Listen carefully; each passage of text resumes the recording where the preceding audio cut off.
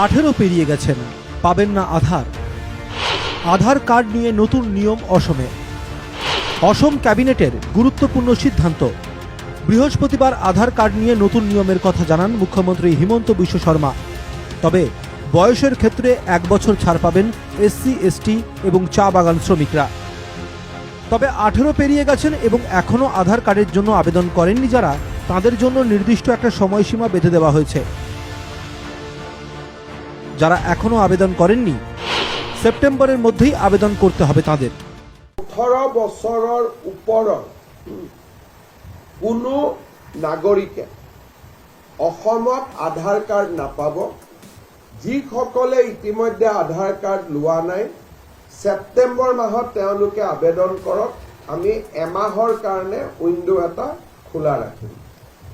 দ্বিতীয়তে, ST, SC আৰু টি গাৰ্ডেনৰ কাৰণে এই উইণ্ডোটো এবছৰৰ কাৰণে খোলা থাকিব।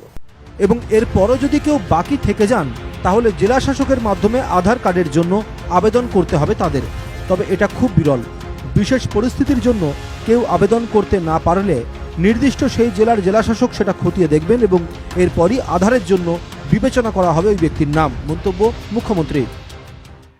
আৰু ইয়াৰ পিছতো সময়সীমা পাৰ হৈ যোৱাৰ পিছতো যদি ৰেয়াৰেষ্ট অফ দ্য ৰেয়াৰ কেছত কোনোবা মানুহে আবেদন কৰে, এছডিচি বা চাৰ্কুল অফিচাৰে দিব নোৱাৰিব, অকল ডিচিয়ে দিব পাৰিব।